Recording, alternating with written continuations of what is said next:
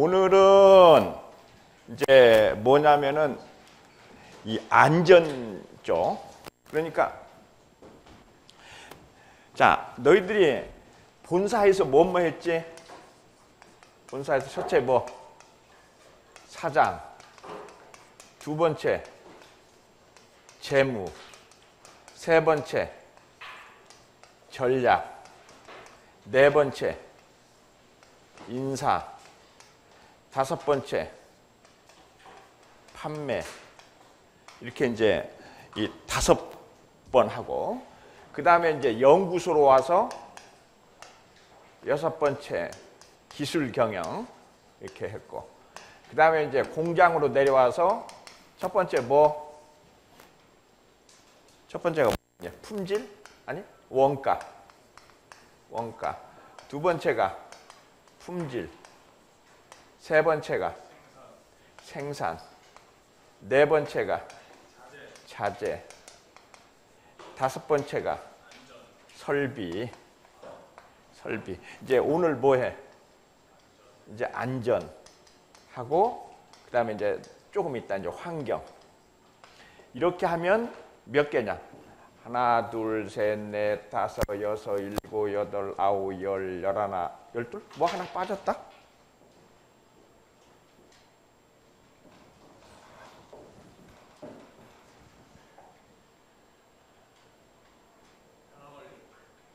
아니야. 경영혁신 그때 했니? TOC? 경영혁신. 너희가 경영혁신. 변화관리. 이렇게 해서 이게 오늘이 이제 13번째 이렇게 하면은 대충 회사 전체를 진단하는 꼴이 된다고. 근데 이제 너희들이 올해는 말할 것도 없이 뭐가 소중한 한 해였니? 안전이었죠. 뭐? 세월호. 근데 또 오룡호가 또 터졌지, 그죠? 그래가지고 지금. 근데 우리나라는 터졌다고 하고 보면은 인재잖아, 인재. 이번에도 보니까 선장도 자격 없는 사람, 또 뭐 2등 기관사도 안 태우고, 그래서 보험료도 못 받을 거라는 지금 얘기가 있잖아. 오룡호. 그러니까 사람 값이 너무 싼 나라다 이제 이렇게 얘기할 수 있는데, 그래서 이제 우리가 이 안전이라고 하는 거는 기본적으로는 세이프티다 이렇게 얘기하는데, 세이프티의 A는 뭐야? 슈퍼바이즈. 관리 감독을 관찰을 잘해야 돼. 그런데 이제 이번에 또 이제 아마도 너희들이 이제 아마 이번에 오룡호 사건 때문에 부산에 있는 거기 항만청 지청장은 목이 달아날 것 같지 않든 벌써 폼이 이제 예를 들어서 그냥 아무 준비도 안 돼 있는 배를 갖다가 이렇게 한 거죠. 이런 것들. 그 다음에 태도, 기술, attitude A는. 그 다음에 F는 fact, E는 evaluation, T는 training. 그 다음에 이제 Y는 뭐야? You are the owner. 주인의식을 가져야 된다. 이제 이런 의미로 우리가 이제 safety 하는데, 그런 사고 날 때마다 우리나라가 아무래도 뭐다? 여러분들이 이제 절감했을 걸로 이렇게 생각을 하는데, 그 이제 이 재해라고 하는 거는 이제 안전관리 활동이 결함이 있을 때, 지금 이제 여러분들이 아마도 오룡호 지금 이번에 사건을 보면서 이게 굉장히 이제 그런 느낄 거라고 생각해요. 그다음에 이제 인적 요인 말하자면 선장도 자격이 없는 사람 뭐 이런 사람들이고, 그러니까 참 그 안타까운 게 옛날에 세월호는 어땠냐? 선장이 도망가더니 이번에는 또 선장이 어때요? 같이 죽으면 어떻게 또 미치겠다니까. 그게 너무 극과 극이지 않냐. 적절한 데서 또 살아야지. 거기서 그냥 같이 죽는다는 식으로 하면은 어쩌자는 거냐고. 그 다음에 이제 설비는 몇 년 된 설비? 이번에 오룡호 사건 보니까 36년대 때지 않냐. 그 배가 낡은 배. 이제 말하자면 이런 거라든지 작업 요인, 관리적 요인 이렇게 이제 돼 있죠. 그래갖고 이제 이것이 불안정한 상태가 되고 불안정한 행동이 되면서 사고가 일어나고 그것이 재해로 간다. 불안정한 상태라는 거는 뭐냐면은 이번에 어때요? 이렇게 물고기를 이렇게 퍼붓는 과정에서 뭐가 들어왔어? 물이 들어오면 그 물이 어떻게 해야 돼요? 바로 빠져야 되는데 배수구가 물고기로 막혔다. 그게 또 말이 되냐고.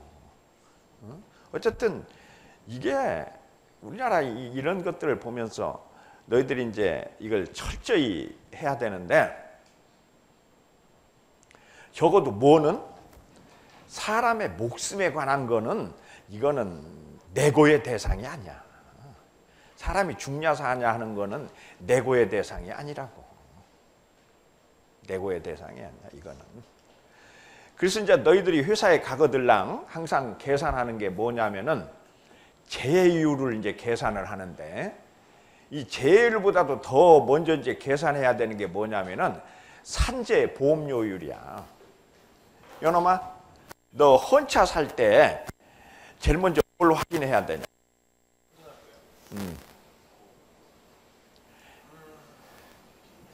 그 파는 사람의 뭘 체크하면 돼? 신용을 어떻게 체크해 놓은 거야? 아니고. 그 집에 대한 소유권. 아니 자동차를 사고 파는데 무슨 데? 사고 무사본지 사본지 아니지. 그걸 뭘로 알아? 정비 이력.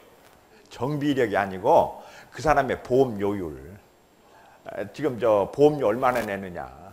그것만 보면 알아. 사고를 하면 뭐가 높아? 보험료가. 이게 회사도 안전사고를 많이 내면 뭐가 높아져? 산재 보험료율이 높아져. 그러니까 여러분들이 가서 예를 들어서 현대중공업을 가서 안전진단을 하러 갔다 하면 제일 먼저 뭐부터 보자고 그래? 작년에 보험 내신 거 한번 보자고 그래. 거기 보면은 사고를 많이 냈으면 뭐가 높겠냐? 보험료율이 높겠고 이게 이제 낮으면 낮은 거야. 그래서 여기서 보면은 우리가 보면은 제일 높은 거 한번 보자. 뭐가 제일 높니? 석탄 광업. 왜 광부들이 많이 죽잖아. 이렇게 막 이렇게 해서 석탄 광업이 제일 높고. 여기 왜 끊어졌냐? 이쪽으로 가면 뭐가 제일 높을 것 같냐?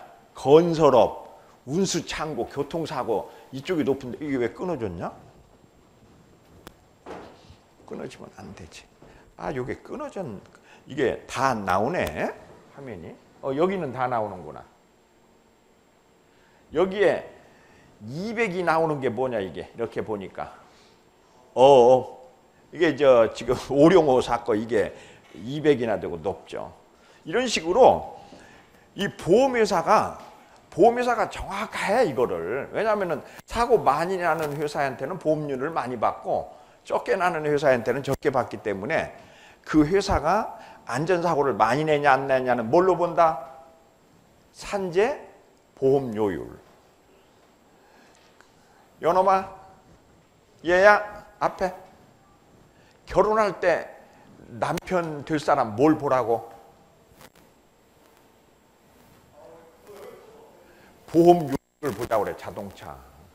그래가지고 자동차 보험료율이 높으면 절대로 결혼하면 안 돼. 곧 죽을 놈인데 그러면 어떻게 결혼하냐. 곧 죽을 놈 아니야. 그놈이 바로.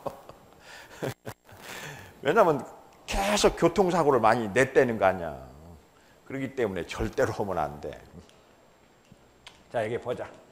그래서 재해율을 계산할 때 연천인율이라는 게 있어.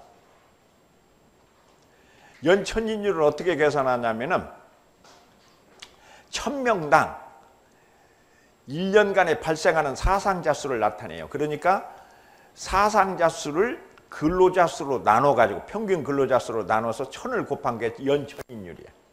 연천인율. 그 다음에 도수율은 재해 발생 건수에다가 100만 시간을 곱해서 연 근로시간으로 나눈 거야. 도수율은 얼마냐면은 100만 시간당의 재해 발생 건수를 얘기. 알겠죠?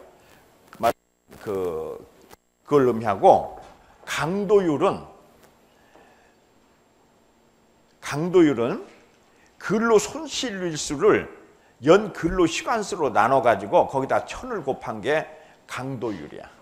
그래서 너희들이 연천인율, 도수율, 강도율이 뭔지 이거를 이해해 주는 게 좋아요. 왜?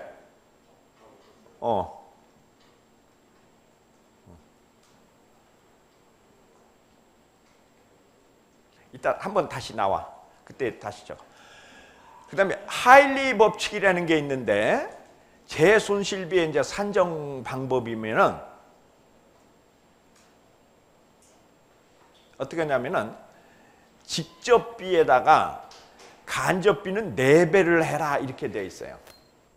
그러니까 그 손실 비용이 직접 손실 비용이 1이면은 전체 손실 비용은 5배다라는 게 하일리의 방정식이고, 그 다음에 총 사이몬스 방정식은 총 재손실비는 산재보험 코스트에다가 비보험 코스트를 더해라 이렇게 되어 있고, 그 다음에 이제 이 아까 이렇게 얘기했고, 그런데 이제 너희들이 또 여기서 우리가 이제 웃기는 것 중에 하나가 뭐냐면은 우리나라의 재해율이 이게 10만 명당 사망자 수가 이제 여기 이제 사망 만인율이 나와 있는데, 우리나라가 재해율은 독일이나 미국보다 훨씬 낮은데 사망 만인율은 훨씬 많아요. 저 앞에 왜 그러겠냐? 재해율은 낮은데 사망 만인율은 높다고. 왜 그래? 왜 그래? 이거 왜 그러냐면은 우리나라는 산재 사고를 신고를 안 한다는 거예요. 죽은 사람은 정확히 신고를 하는데 조그마한 사고 난 거는 신고를 안 하고 그냥 자기네들끼리 해결해 버리는 거야. 너희들 왜 그런 거잖아. 자동차도 교통사고, 접촉사고 한 10만 원짜리 나면 어떡하냐. 보험회사에다 처리 안 하고 그냥 10만 원 주고 받고 그냥 끝내버리잖아. 우리나라가 그게 너무 많다는 거야. 이해되니? 우리나라는 산재 통계가 이게 사기라는 거예요. 다. 이게. 이거는 거짓말할 수 없지. 사람이 죽은 거는 거짓말을 못 하는데 산 거는 거짓말을 한다. 몇 배?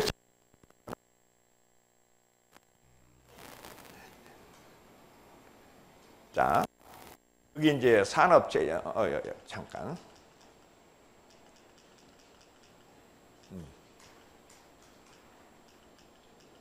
이거를 무슨 법칙이라고 하냐면은 하일리 법칙이라고 그래. 이것도 하일리의 법칙.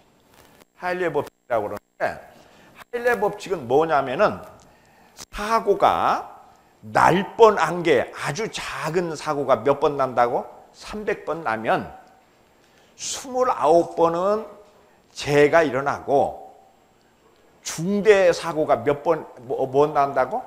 한 번은 난다는 거예요. 뭔 말인지 알겠죠?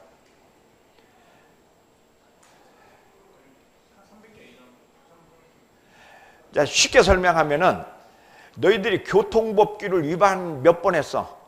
300번 하면 접촉사고가 몇 번 난다고? 29번 나고, 접촉사고가 29번 나면은 사망사고가 한 번은 난다라는 게 하일리의 법칙이. 알겠죠? 그러니까 역산을 할 수가 있지. 자, 사망사고가 100건 났다. 그러면 접촉사고는 몇 배 나고, 그 다음에 교통법규 위반은 몇 번 했다? 300을 곱하면 돼. 거꾸로. 알겠죠? 그래서 이게 역산할 때들 쓰는 거예요. 역산할 때. 그러니까 우리나라 같은 경우는 이렇게 보면은 부모님을 때리는 아들놈들 있지 않니? 존속상해. 굉장히 많아요.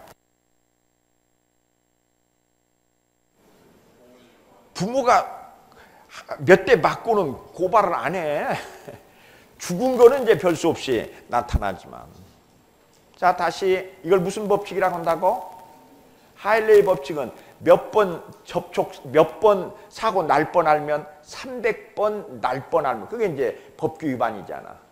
법규 위반 300번 하면 간단한 접촉사고가 몇 번 난다? 29번 나고, 간단한 접촉사고가 29번 나면 대형사고가 한 번은 터진다. 이게 할리의 법칙이야. 이거는 너희들이 나중에 이제 이런 논문 같은 거 쓸 때도 이게 굉장히 인용이 될 수 있어. 아까 얘기했죠. 이게 아들이 아버지를 막 이런 의외로 부모님은 그런데 죽는 뭐 한다는 얘기야? 때린 거는 부모네들이 그냥 맞고 고발을 안 해서 그렇다는 거예요. 지금 아까 이거하고 똑같은 이 보고서지, 요거. 그러니까 너희들이 보면은 우리나라의 재해율이 굉장히 낮은데, 딴 나라에 비해서 굉장히 낮은데 사망 만인율은 딴 나라에 비해서 훨씬 많다는 게 바로 요걸 의미해요.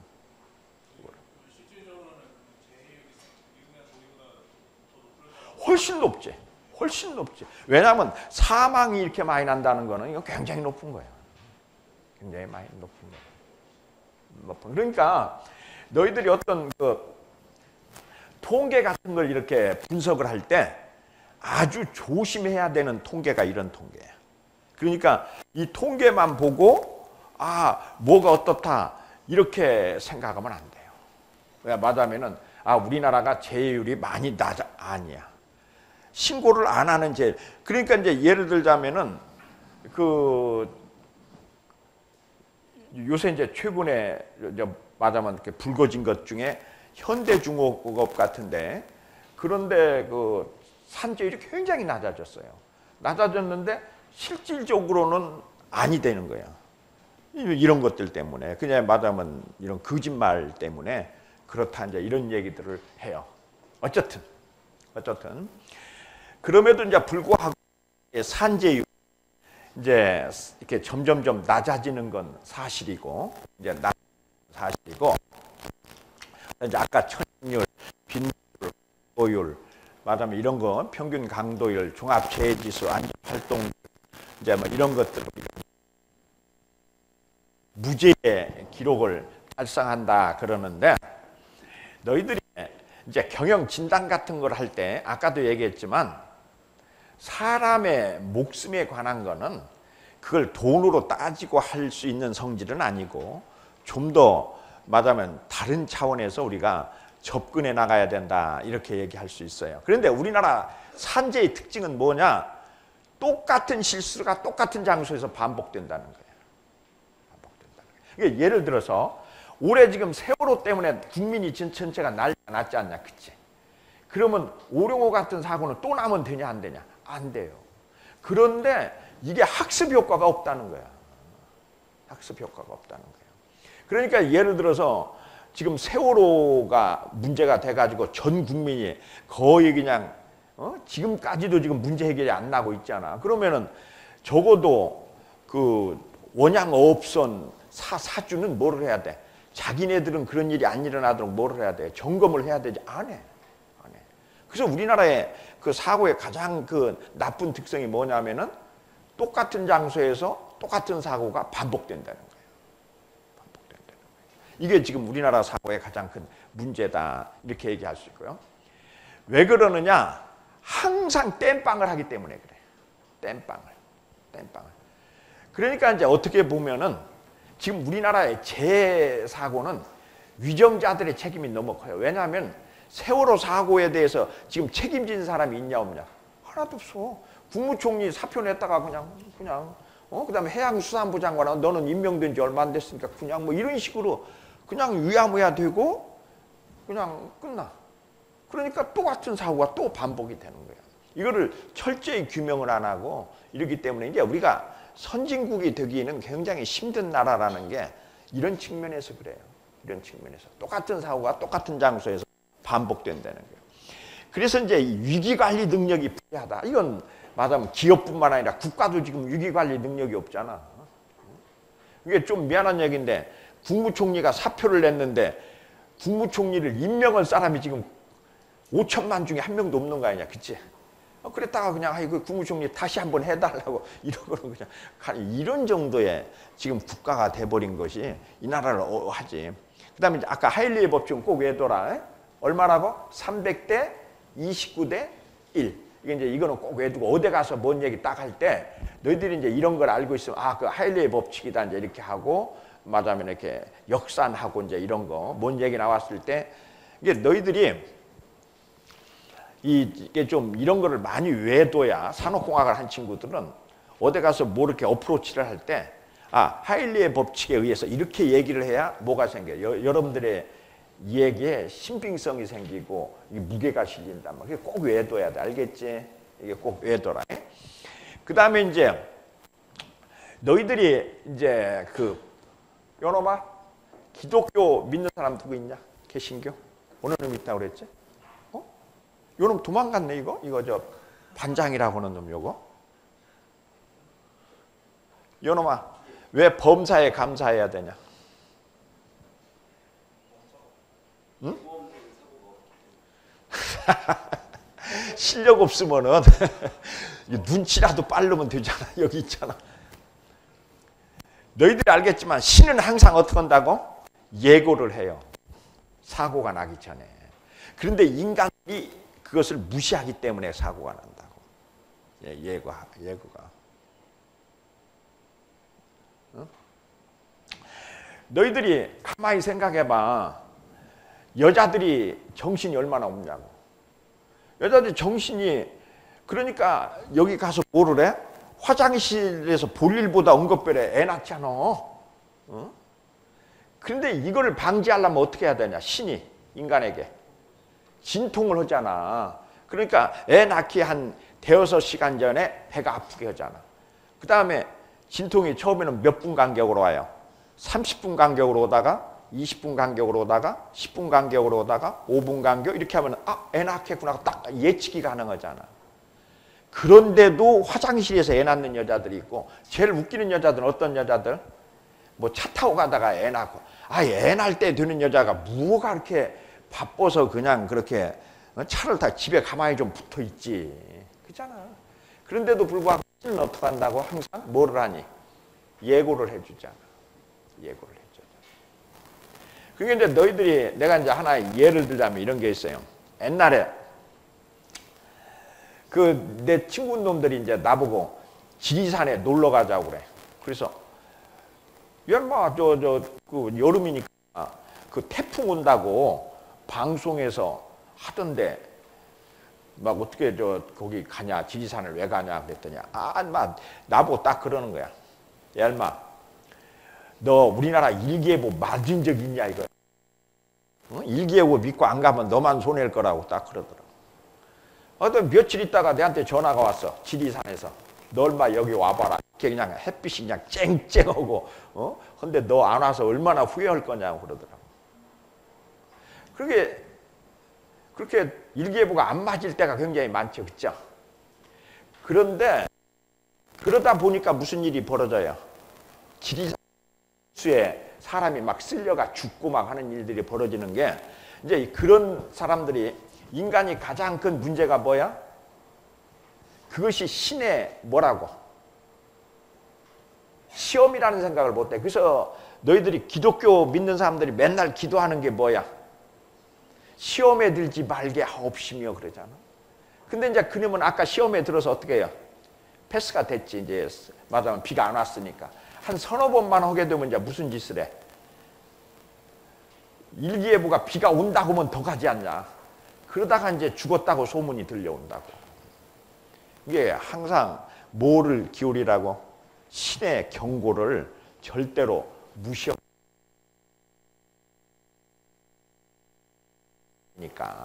절대로 신의 경고를 무시하면 안 된다고. 너희들이 이제 보면은 한일 역사 비교 해놨는데 우리가 대구에서 가스 폭발 사고 난 게 1995년인데 1970년에 일본의 대판에서 똑같은 사고가 났잖아. 항상 이렇게 동쪽 나라는 서쪽 나라보다 몇 년 전에 일이 터져요. 한 25년 전에 일이 터지고 나면 그 다음에 우리나라 일이 터지고 이렇게 항상 이렇게 둘이 이렇게 한다고. 이걸 여러분들이 꼭 기억해 두는 게 좋아요. 일본의 교통사고 문제, 말하면 대구 지하철 사고 징후 이렇게 해놨는데, 너희들이 이제 대구에서 지하철 사고가 났잖아. 근데 이제 이걸 한번 잠깐 보자. 지난해 12월 5일 새벽, 대구의 한 주택가에서 주차되어 있던 차량에 갑자기 불이 붙었습니다. 어느 날 갑자기 지하철에서 불 나는 거 아니야? 했는데 아들이 와가지고 엄마 불났다, 앞집에 불났다 그러면서 왔어요. 그래 나와가지고 딱 보니까 차에서 불이 이제 그때부터 올라가고 있더라고요. 더욱이 당시 차 안에는 사람이 있는 상태였습니다. 자칫 인명피해로까지 이어질 뻔했던 원인 모를 방화. 그러나 아직까지 범인은 오리무중입니다. 그 차에 뭐 불이 날 만한 인화성 물질이 있었던 거 아니에요? 그런 거는 없었어요. 무슨 뭐 원한 살만한 사람이 그런 게 있어요? 그런 거 없어요. 없습니다 그런 거. 그러나 이 사건은 신호탄에 불과했습니다. 그 다음날 역시 비슷한 시간대에 또다시 같은 동네에서 사건이 일어난 것을 필두로 그래가지고 차량 방화 사건은 곳곳에서 불나던 불씨 하나가 지하철로 튄 거야. 어느 날 갑자기 지하철에서 난 게 위기가 아니야. 발생한 지난 98년 이후 우리 사회에서 방화 사건은 눈에 띄게 증가해 왔습니다. 그리고 그 중에 무려 45%가 뚜렷한 이유 없이 단지 불만을 해소하기 위한 방화인 것입니다. 그래서 그 중에 하나가 어디로 튀었다고? 지하철로 튄 거다. 그래서 일본도 똑같은 일이 벌어졌었단 말이야. 일본도. 그러니까 일본은 어떻게 했다고? 우리처럼 지난 90년대 초 사회적으로 방화 사건이 크게 증가했던 일본. 그러나 공공장소, 특히 지하철에서의 방화 위험성을 미리 예견한 일본은 대대적인 방제 실험까지 거치며 안전장치를 마련해 나가기 시작했습니다. 그러니까 쉽게 얘기하자면은 일본은 신의 예고에 대응해가지고 지하철 같은 거는 불이 안 타게 이렇게 바꾼 방면에 우리는 가만 놔도. 그래서 우리나라가 뭐가 많다고?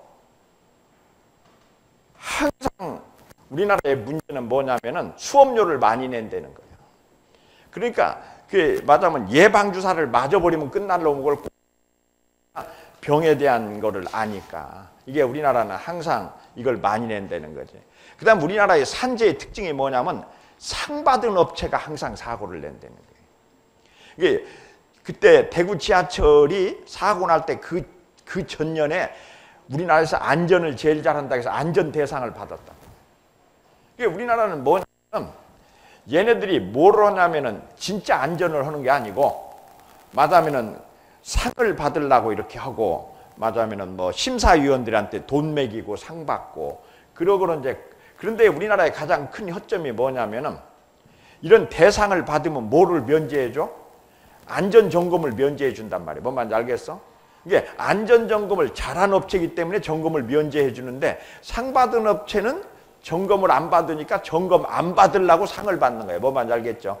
그러니까 사고 나는데 우리나라의 특징이 상 받은 업체가 꼭 사고를 낸다는 거예요. 그 다음에 여러분들 여기서 보시면 알겠지만 2006년에 자율안전관리업체 이거는 아주 잘한다고 한 업체들이 훨씬 사망자 수가 딴 업체에 비해서 높다는 게 우리나라의 특징이에요. 그 다음에 이제 우리나라의 산재의 특징 세 번째는 뭐라고? 모두가 다 뭐더라? 인재더라. 말하면 사람이 저지르는 일이더라. 이번에 말하면 세월호도 그렇고 오룡호도 그렇고 전부가 다 인재더라 이거야.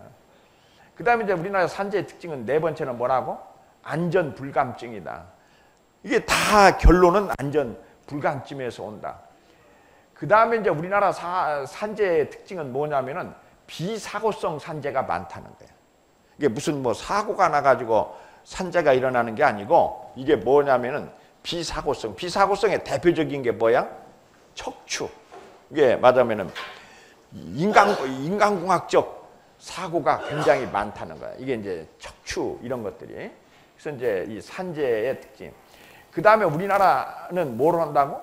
일본은 예방에 87%의 돈을 쓰고 우리는 복구에 60%를 쓰고. 그러니까 일본은 아까 얘기한 대로 사고가 날 것 같으면 예방을 하고 이제 하는데 이제 이것이 말하자면 일본보다 우리나라가 산재 사고가 4배, 5배 높은 이유 중에 하나다 이렇게 얘기할 수가 있죠. 그래서 이제 여러분들이 또 이제 그런데 이 안전에 관한 거는 대가가 누구야? 하일리야. 이 사람이 다 했어. 뭐 안 건드린 거 없이 다 했다. 그래서 이제 너희들이 하일리의 이제 이걸만 알면 되는데 하일리에 무슨 법칙이 있다고? 도미노 이론이 있어요. 산재라고 하는 거는 도미노 이론이다. 너희들이 도미노 이론이 적용되는 것들 중에 대표적인 게 뭐가 있냐? 하품도 그러잖아. 한 사람이 하면은 그냥 쭉 이렇게 가고 앉아 하는 식으로 이 도미노 이론. 그래서 사회 환경, 그 다음에 이제 개인적인 결함, 사람의 실수, 불안전한 행동, 그 다음에 사고, 그러면 이제 상해. 이렇게 해서 사회 환경, 개인적인 결함, 불안정한 행동, 사고, 상해. 이렇게 5가지의 사고 인자에 의해서 일어난다. 그렇기 때문에 도미노 하나가 연쇄적으로 넘어지려 할 때 핵심 도미노를 없애면 연쇄성은 중단이 된다. 그게 이제 중요한 게 이제 너희들이 이제 그 세월호 그쪽 이렇게 보면 뭐냐? 이제 배 선주의 문제도 있고, 그 다음에 두 번째는 말하자면 선장, 또 우리로 얘기하자면 뭐야?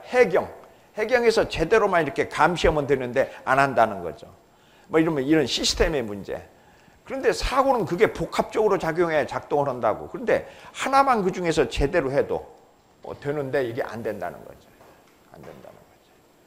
그러니까 지금 우리나라의 안전사고는 아마도 내가 이제 이런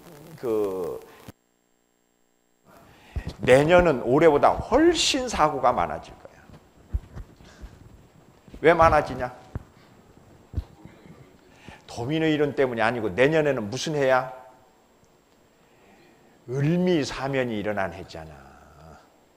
올해는 갑오경장이고 을미사변은 굉장히 아주 굉장히 다사다난했던 해야. 을미사변은 그잖아. 말하자면 민비가 살해당하고 일본 사람에서 살해당하고 하는 그 아주 경랑의 해가 항상 을미년에는 일어났었다고. 을미년에 일어났었기 때문에 이게 만만치 않을 거야. 그런데 지금 벌써 올해만 해도 아까 얘기한 대로 배 사고가 2번 났지 않냐. 세월호 사고에다가 오룡호 사고, 사조산업에 맞지. 지금 원양은 저놈은 신문도 안 보니 눈 감고 사냐? 저 원양어선 가가지고 배가 침몰해가지고 52명이냐 지금? 예. 타기는 52명인가 탔는데 8명인가 살아남았으니까 44명 죽은 모양이다. 어쨌든 그렇게 됐죠. 그런데 우리나라는 그렇게 되면은 예를 들자면은 말하자면은 회사 같은 거 원양어선 하나 정도는 날려도 된다. 그런 정도로 이렇게 강도 있게 이걸 해야 되는데 또 며칠 지나면 그냥 흐지부지 또 흐지부지 이렇게 되니까 그 사고가 이게 말하자면 계속 반복되는 거야. 좀 나쁘게 얘기하면 그런 회사들은 뭘로 메꾸면 되냐? 보험 있으니까 보험 들어가지고 그냥 타서 그냥 메꿔버리면 돼요. 그리고 또 우리나라는 사람 가격이 싸지 않냐? 그러니까 그냥 해결하고 그러고 나면은 또 이게 지금 그게 36년 됐다고 하잖아. 그 배 수명이. 근데 말이 그렇지 배 하나에 36년씩 그리고 또 흔배사 지금 똑같은 반복이야. 세월호도 일본에서 20년 쓰던 거 흔놓은 거 사온 거고 이 배도 몇십 년 쓰던 것도 사다가 또 흔배 사다가 그 짓하고 항상 이 반복되는 사고죠. 그래서 여기서 이제 중요한 게 하일리의 법칙은 300대 29대 1이었다고 그랬죠. 그랬는데 이 버드라는 사람은 한 수를 더 떠가지고 600대 30대 10대 1이다 이렇게 했어요. 그래서 니어미스가 600건이면 경미한 손실이 30건이고 경상해가 10건이고 중상해가 1건이다. 조금 이걸 세분화시킨 거. 이게 이제 버드라는 사람의 재해 피라미드예요. 근데 이거는 안 해도 돼. 몸만 외면 돼. 하일리 그게 유명하고 이거는 그냥 그 한 번 더 한 거고. 그래서 버드의 수정 도미노 이론이 있어요. 경영자의 책임 이론이지. 여기서 이제 문제가 뭐냐? 버드의 수정 도미노 이론에 의하면은 시작이 어디서 시작된다? 경영자라는 거예요. 경영자. 이게 아주 중요한 거예요. 경영자라는 거예요. 그러니까 다시 세월호로 돌아가면 누구? 그 죽은 사람이 누구지? 유병헌인가? 그 사람에서부터 시작한다는 거예요. 이제 이번에 같으면 누구? 사조산업의 무슨 회장, 그 사람에부터 시작한다는 거죠. 이런 식으로 버드는 경영자가 뭐를 가져야 된다고? 안전에 대한 확고한 신념이 없으면 이거는 막을 방법이 없다. 이런 걸로 했어요. 그래서 경영자가 제어미스가 나오면 그 다음부터 이제 기원이 되고 징조가 나고 사고가 나고 상해가 난다. 그래서 경영자의 책임 이론을 굉장히 강조한 게 버드의 수정 이론이에요.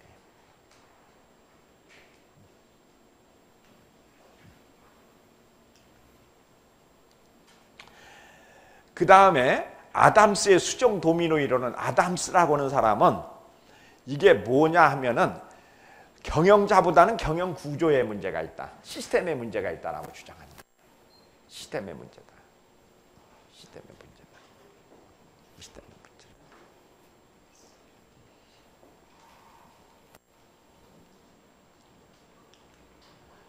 웨버의 수정 이론은 운영 실수의 징조가 나타난다는 거지. 이렇게 이게 하일리의 법칙 같이 나타난다.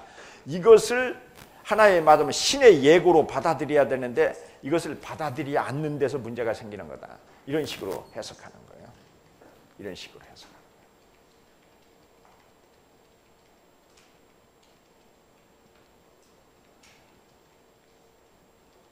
그러니까 너희들이 이제 아마 그런 얘기를 들었을 거예요. 옛날에 몇 년 전에 쓰나미가 났지 않냐. 그랬는데 그 태국에 있는 동물원에 동물들은 하나도 다치지 않았다는 거예요. 왜? 미리 예측을 했다는 거지. 이렇게 감지를 하고. 근데 이제 인간들은 신을 뭐해? 시험하지 않니. 그래서 일어나는 이 징조에 대한 것들이 나타난다는 거죠. 그 다음에 이제 이 마컴이라는 사람의 수정 도미노 이론, 사고 원인이 있다는 거죠. 준비 부족이라든지 작업자의 실수, 경영진의 실수, 이제 이런 것들이 합치된다. 이렇게 해가지고 램지의 사고 순서 모델, 뭐 이렇게 뭐 카넬의 안전 룰렛 게임이다.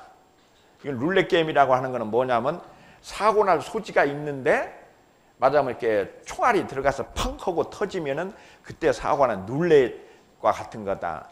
그 다음에 이제 요새 많이 나오는 것 중에 뭐가 있냐? 바이오 리듬이라는 얘기는 들었죠? 요놈아, 바이오 리듬이 뭐냐? 그래, 인간에게는 바이오 리듬이 있다는 거죠. 그래서 이제 그 신체 리듬 주기는 며칠이라고? 23일. 지성적 리듬은 33일. 감성적 리듬은 2일 주기적으로 좋았다 나빴다 좋았다 나빴다 이제 이런 것들이 있는데 요 세 가지가 다 겹치는 날은 아주 불안정한 기간이다. 그래서 이제 그 특히나 저 옛날에 이게 또 한참 유행할 때는 고속버스 운전기사는 바이오 리듬을 체크해가지고 그날 운전을 뭐 하지 마라 그랬는데 그거는 좀 약간 사기성이 있는 거고 사람이 왜 그런 거 있지 않니? 아침에 딱 일어났는데 뭔가 조금 꺼름직한 이런 거는 좀 그냥 그렇게 어떤 그럴 때 위험한 작업을 안 하는 거는 뭐 좋은 거지. 그런데 이렇게 뭐 23일 주기, 33일 주기 해가지고 하는 거는 약간 좀 뭐가 있어? 이제 좀 약간 사기성이 있어요. 이게 꼭 뭐 그렇잖아. 애가 태어난 날부터 33일로 한다는데 걔가 재앙절개로 한 며칠 일찍 태어날 수도 있고 늦게 태어날 수도 있고 말하면은 뭐 칠삭둥이도 있고 못도 있고 하면은 그거를 어떻게 이렇게 한다는 것 자체가 이거는 사실은 조금 바이오리듬은 약간 좀 사기성이 있는 부분이 있죠. 그럼에도 불구하고 이렇게 말하면은 바이오리듬 이렇게 딱 해가지고 몇 월 며칠 날 이렇게 해서 이거는 뭐 컴퓨터로 또 하고 막 이렇게 하는데 이제 이때는 것만 좀 이렇게 알고 그 다음에 이제 너희들이 매뉴얼이라고 하는 거 매뉴얼을 이제 숙지해야 된다 이제 이렇게 얘기를 하는데 오늘 사고가 난 거 얘기했죠. 대한항공 땅콩을 이제 1등석에 땅콩을 그렇게 주면 되느냐 그러면서 또 그 여자가 이제 매뉴얼 갖고 와라 그래갖고 땅콩 잘못 준 사무장 저 새끼 내리라라 이제 이런 식으로 해가지고 비행기를 돌렸다가 잘못했다. 그 얘기 들었냐 못 들었냐 이놈아?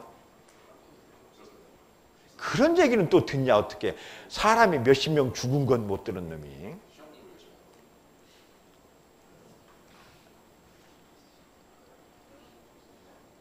근데 신이 참 이 공평한 게 인간에게는 다 주지 않아. 다 줬다고 생각하면 하나를 더 줘, 덤을 줘. 덤이 뭐냐? 교만이야, 교만. 알았냐? 요놈이 머리도 좋고 집안도 좋고 다 좋잖아. 그러면 거기다가 뭐를 하나 더 줘? 교만을 덤을 하나 딱 줘. 그래갖고 그냥 다른 걸 다 무산시켜버리게 이렇게. 참 그 신이 공평하다는 걸 그때그때 느끼지. 누가? 겸손을 안 준다니까 이놈아. 겸손까지 줘버리면은 그거는 불공평한 거야. 다 줘버리면. 그 다음에 이제 환경경영 진단. 이거는 이제 지금 혹시 안전경영 진단에 대해서 질문할 거 있으면 질문해. 안전경영 진단은 가장 중요한 게 이 회사가 안전한 회사냐 아니냐를 가려면 제일 먼저 뭐를 뽑아봐야 돼? 그 회사에 뭐를 뽑아보라고 했어? 보험료율. 이 회사가 보험을 얼마나 내느냐 안 내느냐. 근데 그거는 거기에는 뭐가 있을 수 있다? 약간 사기가 있을 수 있다는 거 알겠죠? 그것만 믿을 수는 없지. 왜 그러냐면 말하자면 이렇게 자비 처리해버리고 보험료율을 낮추는 경우가 굉장히 많아요. 굉장히 많아요. 그 다음에 이제 두 번째는 그냥 너희들이 들어가서 걔네들이 짓게 한 것들이 있잖아. 천인율, 만인율. 이제 그런 거를 이렇게 이제 쭉 체크해서 아까 도수율, 도수 강도율. 이제 그래가지고 그걸 뭘로 봐야 돼? 작년에 비해서 올해는 말하자면 10년간의 총 것이 점점점 감소하고 있느냐, 점점점 늘고 있느냐, 이제 이런 거. 이제 이런 거를 보고 그 다음에 이제 거기서 제일 중요한 게 뭐야? 딴 재해를 보지 말고 가장 중요한 건 뭐만 보라고? 사망률만 봐. 그 다음에 거기다 몇 배 하라고? 29배 하고 300배를 해서 역산을 해가지고 그것이 그러니까 이제 그 중요한 거는 요놈이 미안하다. 요놈이 죽을지 살지를 알려면은 우선 뭐부터 보라고? 교통 순경이한테 뭐 딱지를 몇 번 먹었나? 몇 번 먹었어? 300번 먹었다면 이놈은 곧 죽을 놈이야. 그치? 아까 300번 하면은 그다음에 이제 두 번째는 뭘 봐? 접촉사고. 접촉사가 29번 났다 하면 이제 이놈은 죽을 놈이야. 벌써 예약된 놈이라고. 그래서 그걸 무슨 법칙이라고? 하일리 법칙이라고 그래. 그러니까 예를 들어서 어느 회사에 갔더니 산재가 사람이 작년에 10명이 죽었다. 그러면 재해는 몇 건 일어났다고 봐야 돼요? 2,900건. 29배니까. 그 다음에 간단한 거는 300. 그러니까 말하자면 3만 건 일어났다. 이렇게 환산을 했는데 거기 재해 사고 보고서를 보니까 반도 안 된다. 그러면 이거는 거짓말. 지금 반하고 있다. 이렇게 때릴 수가 있지. 때릴 수가 있지. 그 다음에 이제 중요한 거는 내가 이제 요 얘기를 안 했는데 그걸 조금만 설명을 하자. 이게 그냥 안 하려고 했는데 이제 이거를 여러분들이 꼭 알아야 돼. 인간이 오류를 저지르는데 세 가지가 있어요. 불성실해 가지고 오류를 저지른다고. 그런 놈은 어떻게 해야 되냐? 동기부여를 해야 돼. 처벌을 해야 된다고. 그런데 능력이 없어서 무능한 친구가 못했을 때는 뭐 해야 돼? 교육을 시켜줘야 돼. 안전교육을 시켜줘야 돼. 안전교육을 시켜줘야 돼. 그 다음에 어둠침침해서 사고를 냈다면 뭘 해야 돼요? 거기를 환경 개선을 해줘야 된다고. 환경 개선을 해줘야 되는데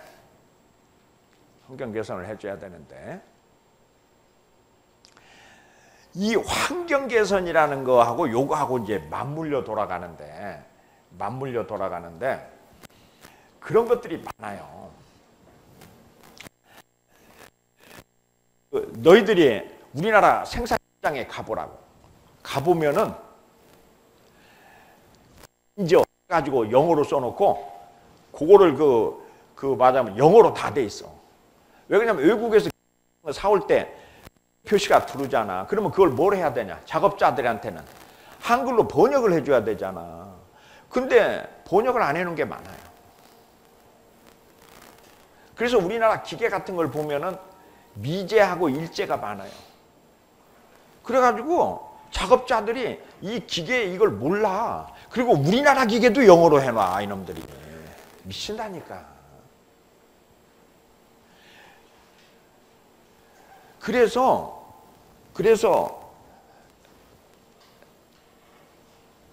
이런 것들, 그래서 뭐를 해야 되냐면 교육훈련을 시켜야 돼요.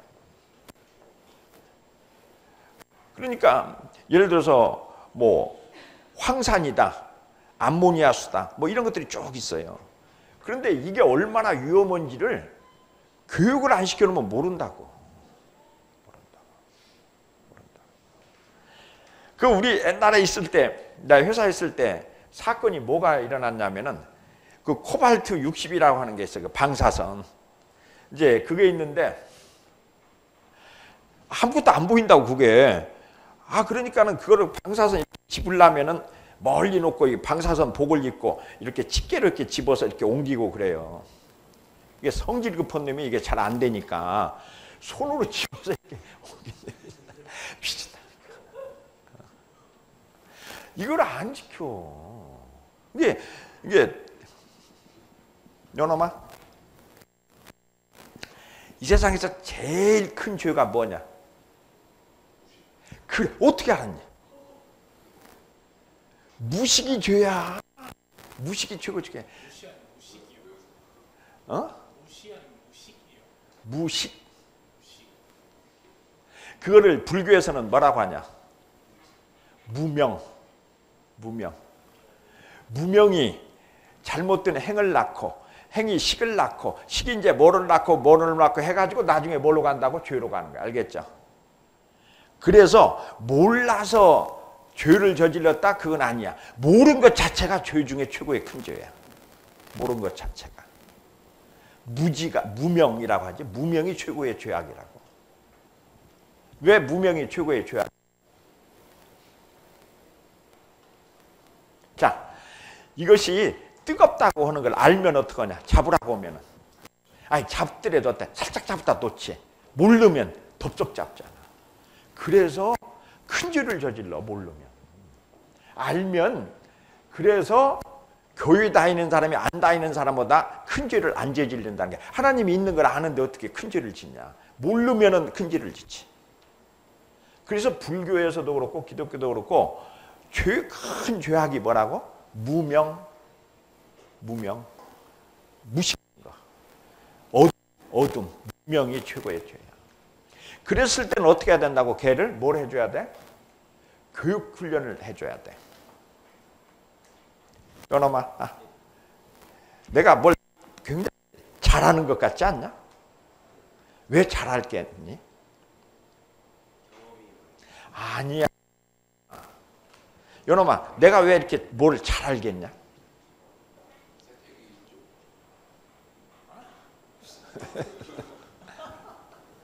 네가 하나님 입장이 돼봐. 내한테 뭘 가르쳐주면 내가 어떡하냐? 너희들한테 이렇게 베풀지 않냐?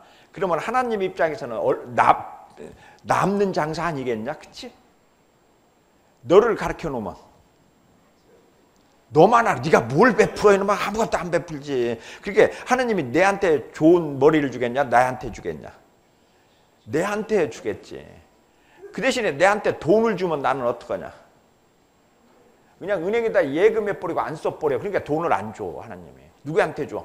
이건희한테 주면 그 사람 어때요? 그 돈 가지고 반도체 공장도 짓고 해서 또 나눠주잖아. 그래서 항상 뭐를 한다고? 배품이 있는 곳에 풍요가 있어. 알았냐? 뭘 또 아멘까지 해. 알았냐 이놈아?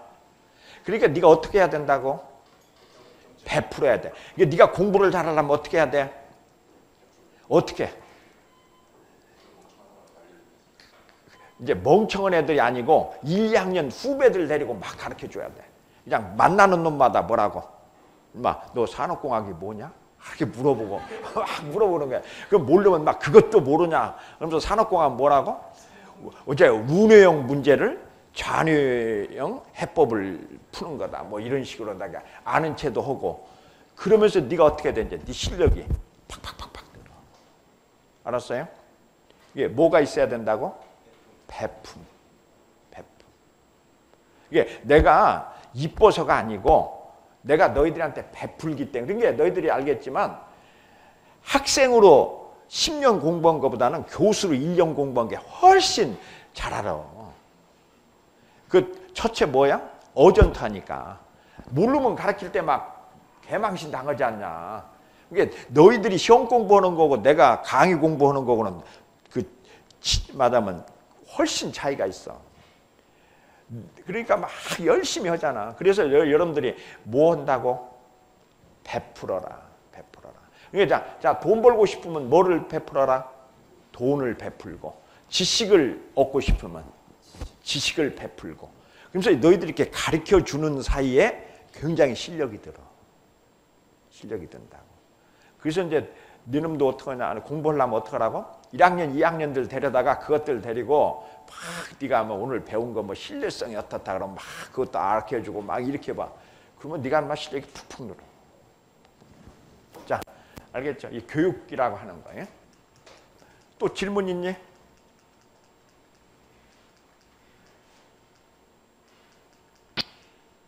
그 다음에 이제 환경이라고 하는 거는 자, 아까 안전은 뭐야? 개인의 안전이야. 환경은 사회적 안전. 사회가 안전해지는 거. 알겠죠? 이게 지금 이게 거의 그 내용이 비슷해요. 하나는 개인의 재해를 입으면 한 사람이 다치거나 이제 이렇게 몇 사람이 다치는 거고 환경은 사회가 재해를 입는 거야. 사회 전체가. 이게 환경이지. 제 환경. 그래서 이걸 우리가 뭐라고 하냐면 제3의 품질이라고 그래. 이게 제3의 품질의 대표적인 거야. 자동차가 매연을 품어버린다. 그러면은 자동차의 문제가 아니고 뭐야?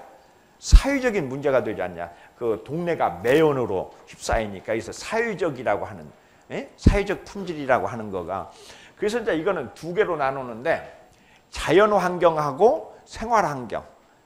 그래서 이제 자연환경은 그런 거고 생활환경은 대기, 공기, 고체, 이게 기체, 고체, 액체, 그 다음에 진동, 악취, 요 5가지를 생활환경이라 그래요. 알았죠? 이건 공기, 그 다음에 쓰레기, 물, 소음, 진동, 악취.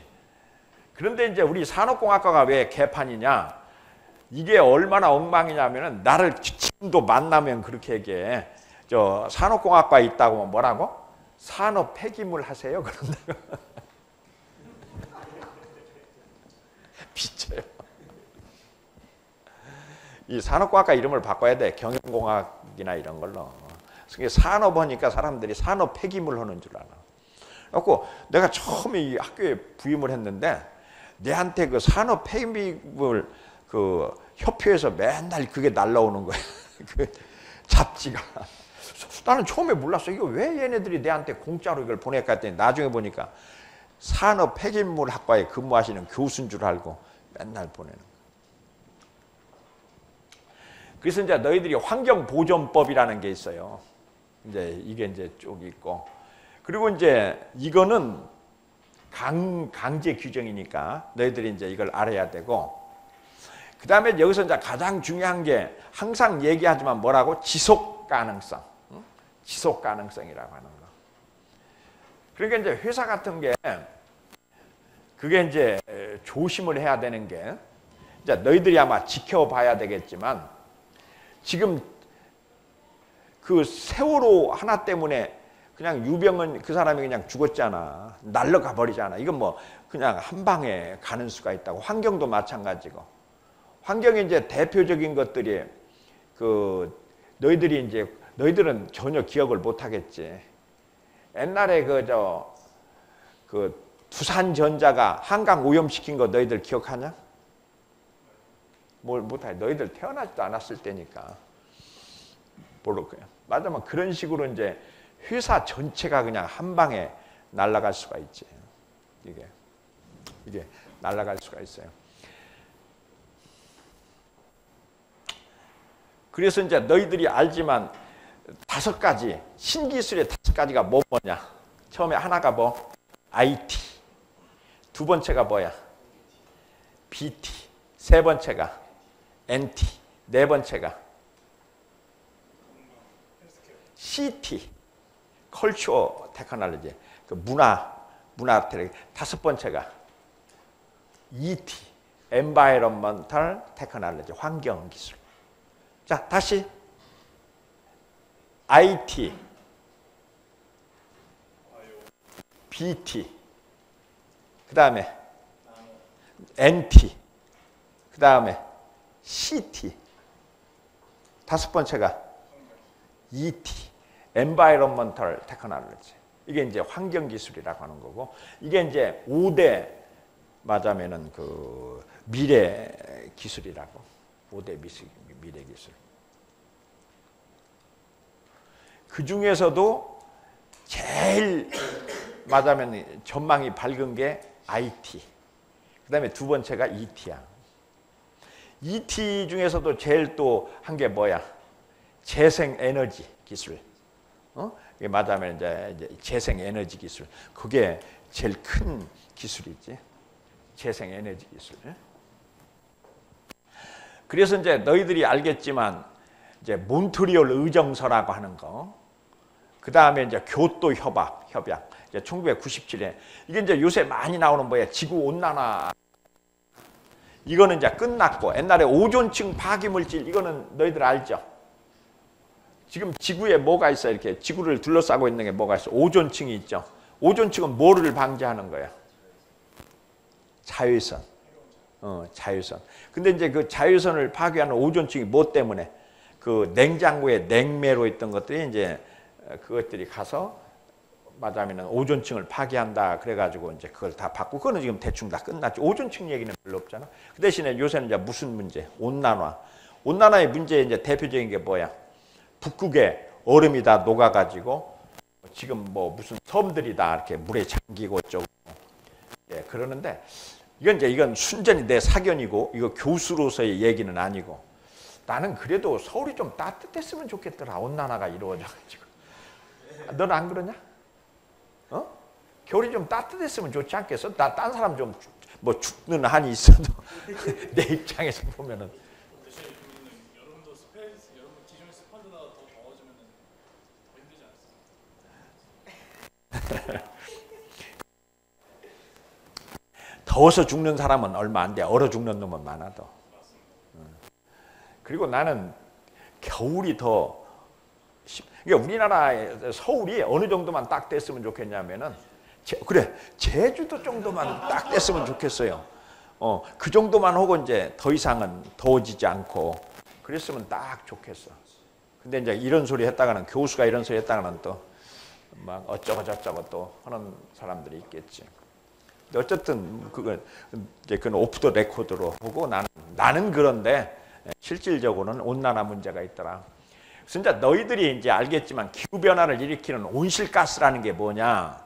이렇게 하면은 해가 지구에 이제 부딪힌단 말이야.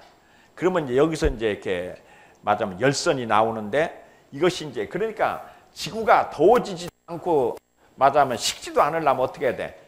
외부에서 들어오는 열하고 나가는 열이 똑같으면 이퀄리bri엄 상태면 될 텐데 요놈이 여기 온도가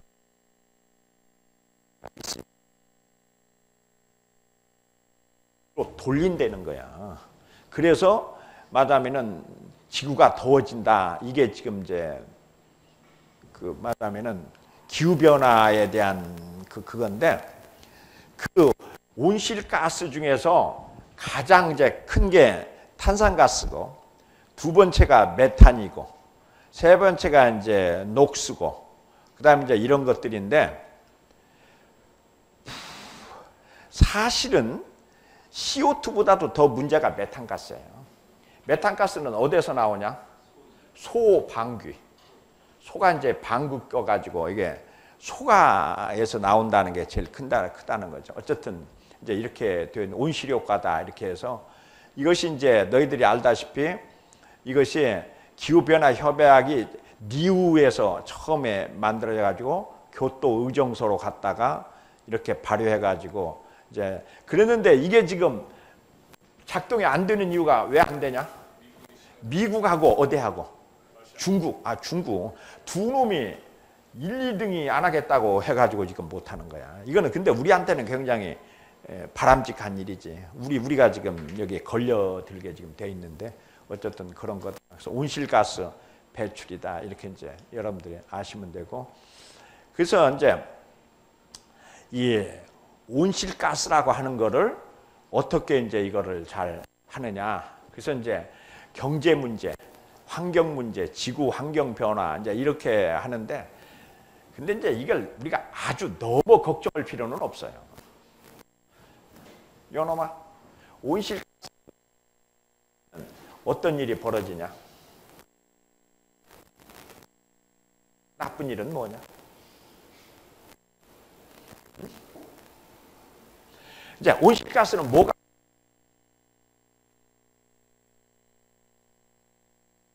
맞아. 이제 우선 이렇게 메탄은 빼고 탄산가스만 얘기해. 탄산가스가 많아져서 생기는 거지, 그치? 그러면 탄산가스 많아지면 뭐는 좋아지고 뭐는 나빠지냐?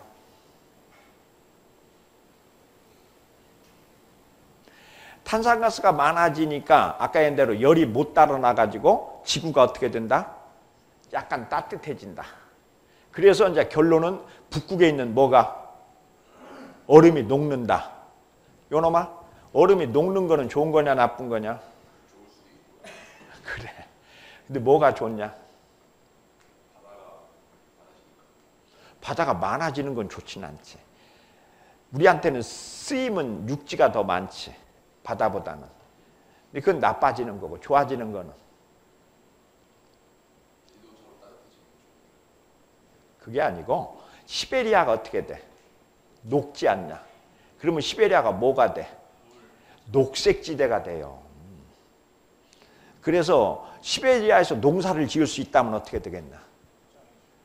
곡식 문제 이런 것들이 다 해결날 수가 있어. 이게 말하자면 러시아에서 말하자면 그 북극에 농사를 지을 수 있다면 그래서 이 말하자면 온실가스 문제는 크게 걱정 안 해도 된다는 게 그거야. 왜냐하면은 그렇게 하다 보면은 거기가 농사를 짓게 되면 탄산가스가 어떻게 되냐? 다시 거기서 재합성이 되잖아. 요놈아, 너 할 일도 없고 심심한데 그걸 한번 적어봐라. 왜 온실가스 문제가 왜 생기는지 식으로 한번 적어봐라.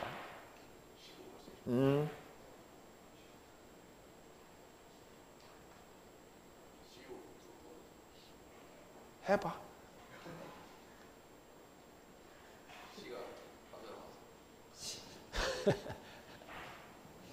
너희놈들이 이제 문제가 뭐냐면은 이 산업공학을 하는 애들이 너무 이런 걸 몰라.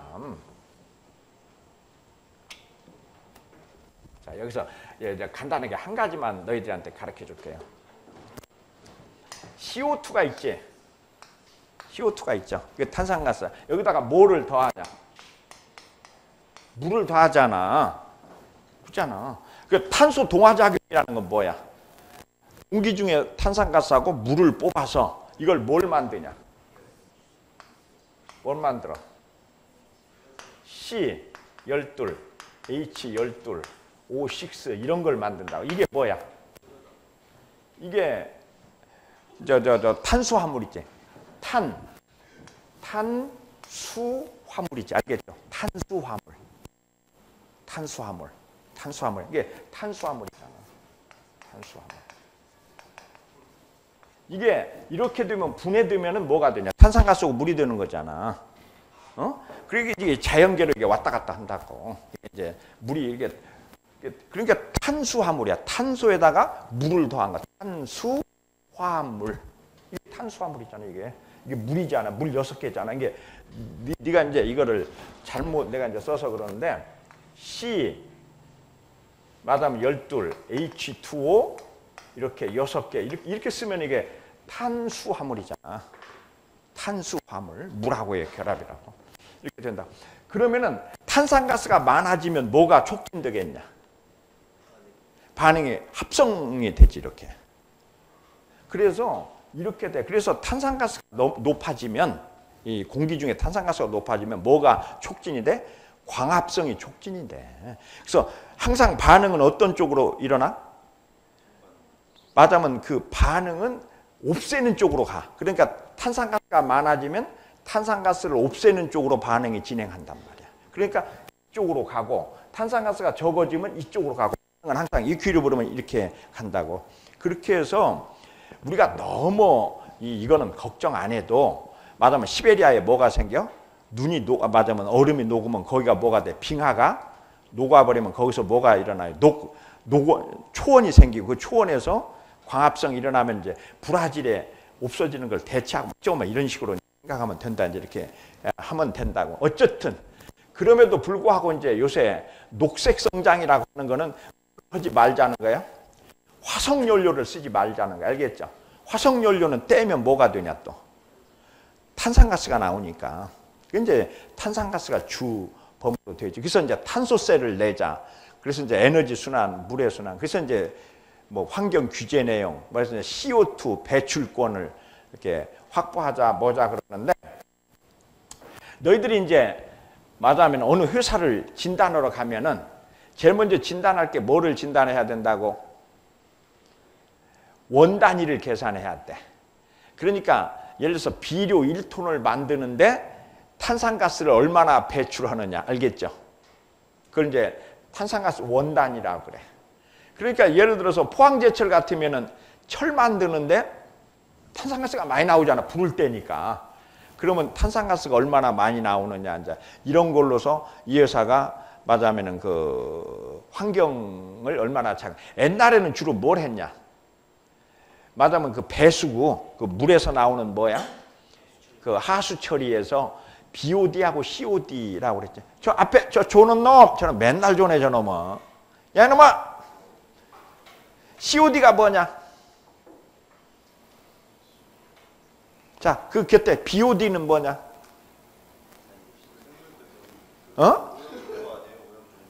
뭐라고? 뭐 인터넷 뒤져서 대답을 하려고 그래. 그게 뭐냐고. 아니 그게 뭐냐니까.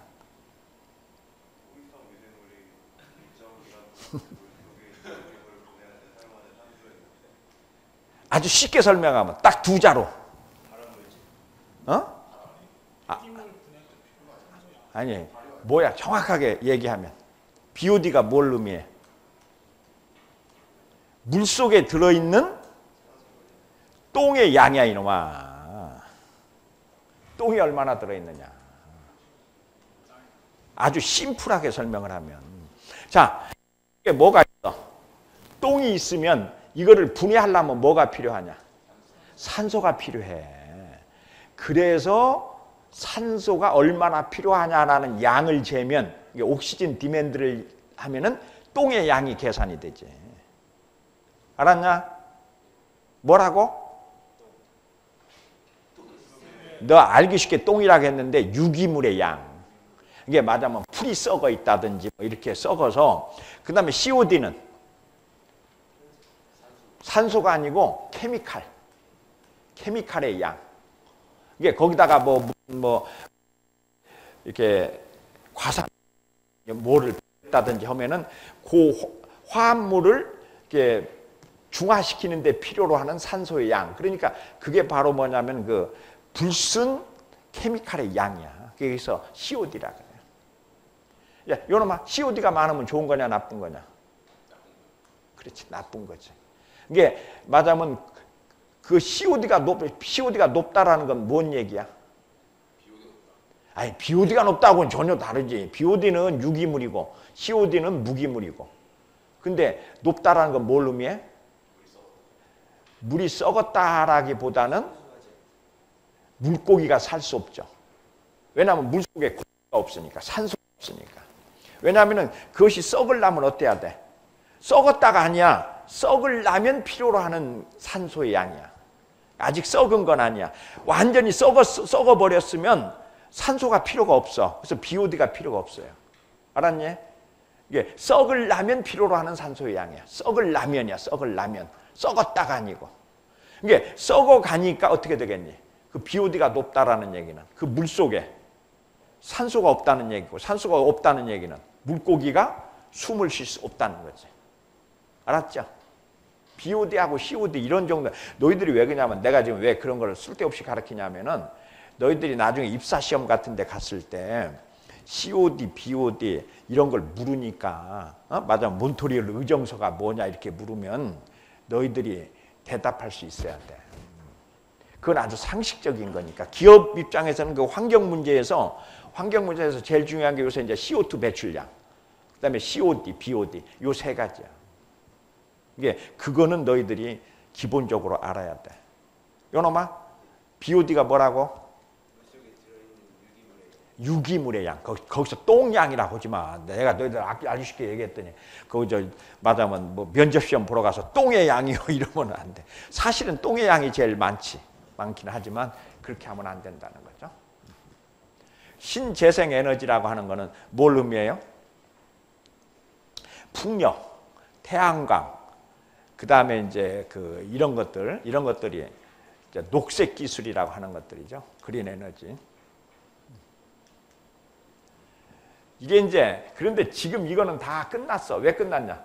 이명박 정부 때 하다가 요새 그냥 싹 없어버렸어요. 그래서 이명박 정부 때 무슨 경제? 녹색 경제 하다가 요새 창조 경제로 바뀌면서 이게 다 도망가 버렸다고. 녹색 뉴딜. 그 다음에 이제 너희들이 알아야 되는 게 ISO 14000이야. 자, 품질은 뭐라고 그랬어? ISO 얼마라고 그랬어? 9000. 요 놈은 14000. 이게 맞아. 품질 경영은 9000. 그 다음에 환경 뭐 14000. 내용이 거의 비슷해. 근데 이제 품질을 환경으로만 바꿔놓은 거니까 이건 이제 너희들이 이건 알아두고, 이제 우리 전 세계 중에서 한국이 별로 많지 않은데 14001이 뭐고 이제 이런 거는 너희들이 한번 찾아보고. 그 다음에 이제 환경 마크 제도. 맞으면은 우리나라는 환경 마크 이렇게 돼 있죠. 맞으면 이렇게 이제 세계적인 환경 마크들이 있죠. 그래서 오늘 이렇게 이제 정리하면, 오늘은 이제 너희들이 마지막으로 뭐하고 뭐를 진단한다? 안전하고 뭐하고? 환경. 이게 안전은 개인적인 거고 환경은 사회적인 품질이다. 이렇게 되어 있죠. 그래서 너희들이 이제 인간 욕구에 5단계 하면 첫째가 무엇 욕구? 생리적 욕구. 그 다음에 두 번째가 안정의 욕구. 세 번째가 사회적 욕구. 그 이제 사회적 욕구가 이제 환경 요쪽에 맞으면 공해 이런 거지. 그래서 이제 이 공해 쪽에는 뭐가 있다고 했어? 첫째가 액체는 물. 그 다음에 고체는 쓰레기. 그 다음에 너희들이 이제 항상 하는 건 쓰레기는 무슨 뜻? 그놈아, 쓰레기는 무슨 뜻?